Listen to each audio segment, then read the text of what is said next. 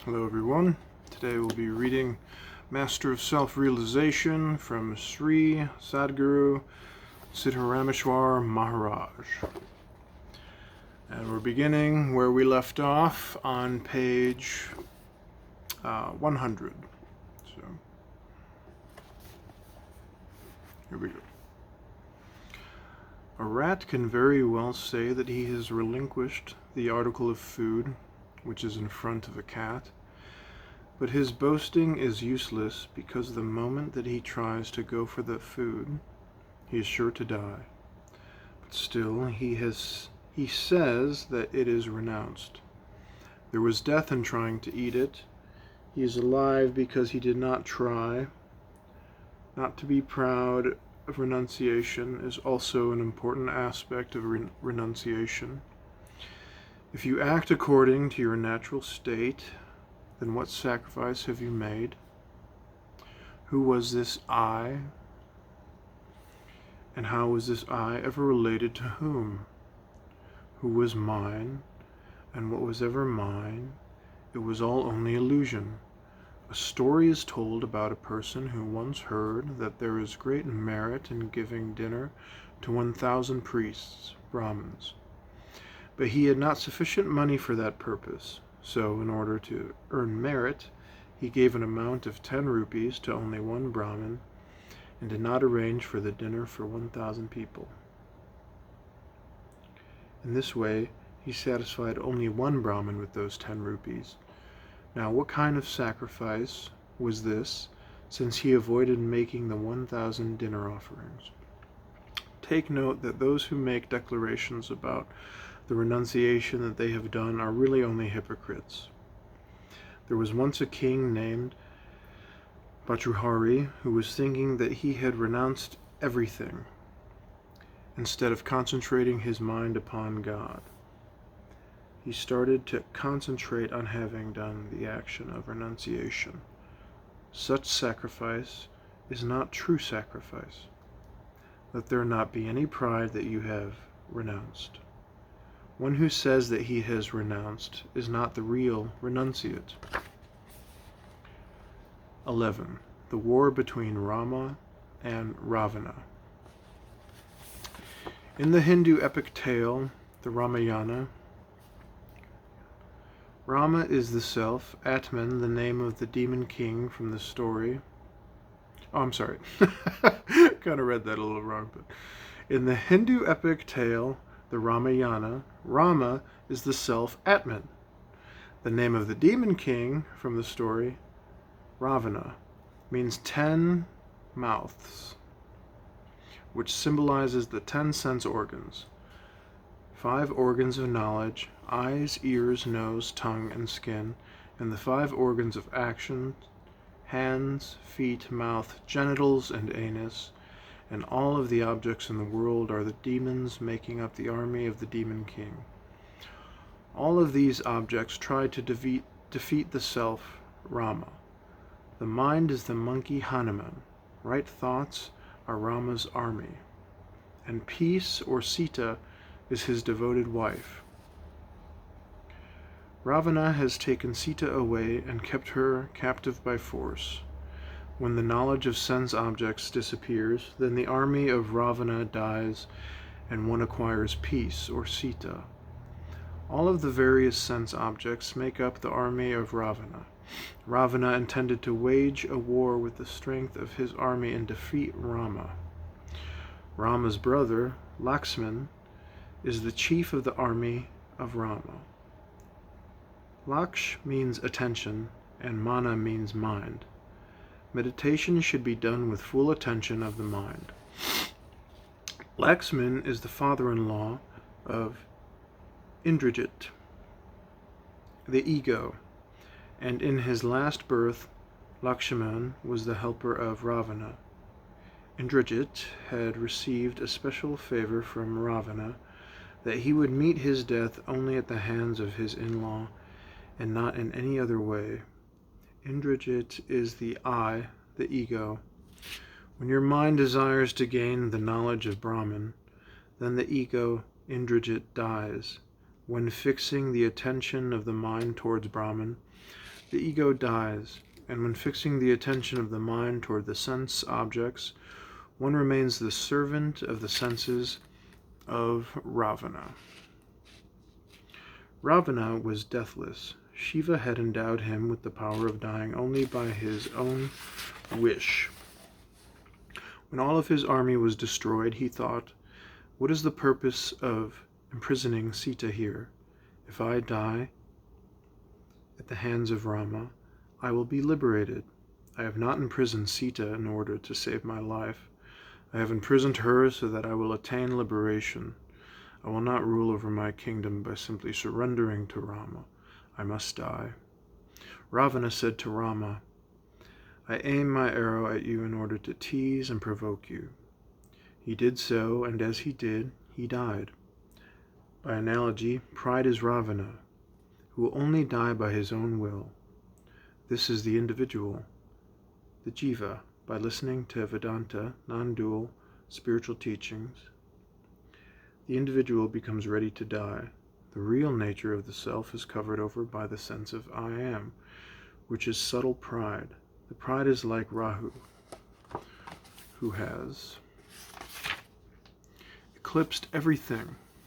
In Vedic astrology, Rahu eclipses the sun. In this example, the sun is symbolic of the self. When pride says, "I am Brahman," all that is referring to is the body, which has a name. This is what is called the eclipsing of the true self. While it is the body with a name that is born, the individual thinks that it is he, the jiva, who is born. If you were only your body, you would die when it dies. You are the knower of the body. You are not the body. The body dies, you do not. Lakshman destroyed the army of Ravana with the help of Hanuman's army. Through correct thinking, the mind comes to understand that what appears to be real is not real. Lakshman, correctly focusing the attention of the mind, understood this, and the army of Ravana was destroyed. The word Satya Nash means destruction. The meaning of this is that it does not exist. Although it appears to be real, correct thoughts are like monkeys. Hanuman's the mind. Monkey army of right thoughts destroyed the army of Ravana, the sense objects. When Ravana died, the kingdom of Rama became possible. The peace personified by Sita came back home. You should keep fighting by wielding the sword of wisdom, of spiritual instruction, and by repeating the name of Rama, meditation. All of the gods had run away due to their fear of Ravana. Ravana was thereby enjoying supreme power. The epic Ramayana is written in order to impart spiritual knowledge. There is neither anger nor lust in the kingdom of Rama. There is only peace and happiness. The self is the kingdom of Rama. By understanding correctly, all becomes Rama. If Rama is victorious, the gods shower flowers, and if Ravana is victorious, all of the demons start dancing. Objects in the world are the demons, and the state of mind without a single object in it is the self, who is God, or Atmaram. Evening 22-11-1934. 12. Be disinterested in objective things. We are our own worst enemies. It is we who hinder our own happiness. You are the cause of your own conceptual knowledge. Whatever you do will only be achieved in this world illusion. Desire is bondage. In the absence of desire is Brahman. Meditate on the self in order to do away with attachments. If we continually remain in our true nature, desire for objects is the illusion drop off. The Supreme Self, Para-Atman, has no need for anything. He does not need any kicking. It is your body that deserves that. You should live with this fact in mind. One must learn to discriminate between self, Atman the seer, and non-self, transient appearances. Once you are convinced that your nature is bliss, and that all objects are also only bliss, then you are naturally disinterested in pursuing objective things. You then have a mind that says, "I don't want anything." You become ashamed to desire anything from this world. Much in the same way that a woman will not desire a mustache. I am always formless and beyond the three qualities, gunas. What do I have to do with the objects of the world? If you remain with this attitude, the affection for objects disappear. Just as a prostitute is not liked by a priest, this should be your attitude with regard to your true nature, Swarupa. Morning, 23-11-1934. 13. When the knowledge of objects ends. The individual jiva exists according to its faith. Your perception of things in according to your faith or belief. Understand that everything is false. The house is only made of clay. The entire city of Mumbai is made only of clay. It is all only earth, but we call it Mumbai. It is only a concept, the imagination of one who speaks, who says Mumbai. If you say this is a chair, it is a chair. If you say it is wood, it is wood. All of this is conceptual. If there is a woman, she has many relatives. One person calls a woman wife, and someone else calls her sister. Another says she is the mother. She is his mother. Actually, she is but a collection of flesh and bones. How is this? Because the experience of something depends upon what one conceives. The individual is having some qualities according to his imagination and faith. The pride of being me is called Ravana. Really, everything is only Brahman. The ones who possess this home that is called the body should let go of it. The emotionally entangled owners of the body are so many. They must vacate the body consciousness. And it is he, Brahman, alone who should remain. It is the sense objects that are the demons. Since you worship them, you also become like demons. Ravana, the world of the senses, is not the real king. He has become a king in imagination only. Taking the knowledge of the outer world as true, he seems to have become king. If you want to escape from his slavery, you have to give up the false importance of knowledge of objects. Know that all conceptual knowledge is false. Ravana, who is the ego, can be killed only in human birth. He will not die at the hands of any other species. He is going to remain alive throughout hundreds of thousands of reincarnations. The 5 sense organs and 5 organs of action, and the 4 inner principles that are mind, manas, intellect, buddhi, thinking, chitta, and the sense of I, am, or the ego aham, together make the 14 fields where Ravana rules. When the rule of gods is established on earth, the demons go to the netherworld, where the objects of the world are forgotten. When the demons rule the earth, the gods go into hiding for spiritual practice. They remain as they are, but seem to be hidden. When one is convinced that all things that appear are false, death disappears automatically. Take up the attitude that I am not. This person does not exist. There is nobody. When the one who has a knowledge of Brahman sits for dinner, everything connected with the dinner is Brahman. The seed is Brahman, the food is Brahman, the eater is Brahman, and the one who serves the food is also Brahman. If he sleeps, he will not forget that the bed is Brahman, and even the cot is only Brahman. One should practice with the concept that all is Brahman. Then the knowing or being in contact with objects ends, and the kingdom of God prevails.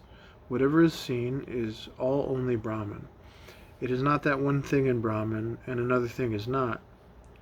All things are Brahman. It is like ice, which is water, and water, which is ice. If the ice becomes liquid, its former shape disappears, but the whole time it is only water. You are gaining understanding, but you are still interested in having pleasures for your body. Except for this attraction to sense pleasures, you are understanding everything. Because you have some pride about your body, identification with it, you believe that you are an individual jiva. Otherwise, you are Brahman. The manifest and the formless are only one, which we call God, without making any modification in the form. You are truly only Brahman. When this concept is truly understood, you become Brahman. At that point, the kingdom of God comes, and the rule of demons is gone. The demons disappear. All animate and inanimate things are one, unity. The illusion persists only because of sentimental concepts.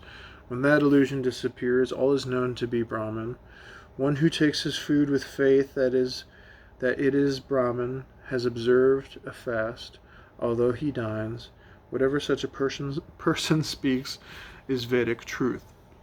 When he walks and talks, it is Brahman, and when he sleeps, his sleep is Samadhi.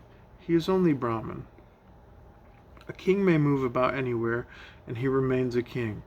If he gives orders which he is having a stomach ache, it does not affect his authority. He is still the king. Brahman is the life force. Chaitanya, a realized one, the Jnani, is only Brahman, although he may be in any situation the one who has realization of his true nature, is always in the kingdom of the Supreme Self, Para-Atman. The body is but the mill of shit. You may put any type of good food in it, and it only turns into shit. The body is thus only a shit-producing machine. The great wonder of this is that the same body is useful as an instrument for the realization of Brahman. Vishnu, who is the inner principle, or consciousness, gave nectar immortality to the gods, and wine, the sensual world, to the demons. It is our power to drink nectar and become gods, and it is equally in our power to drink wine. What should the wise do? They should keep their sights on godliness, or see only Brahman with respect to everything and everyone. Water the seedling until it becomes a big tree. Once the tree is strong and fully grown, then there is no need to take all of the trouble of tending to it any longer. Evening 23-11-1934. We'll end there on page 105. And when we begin, we'll pick up at 14. Very good, man. Alright, dudes. Master of self-realization. Okay, adios.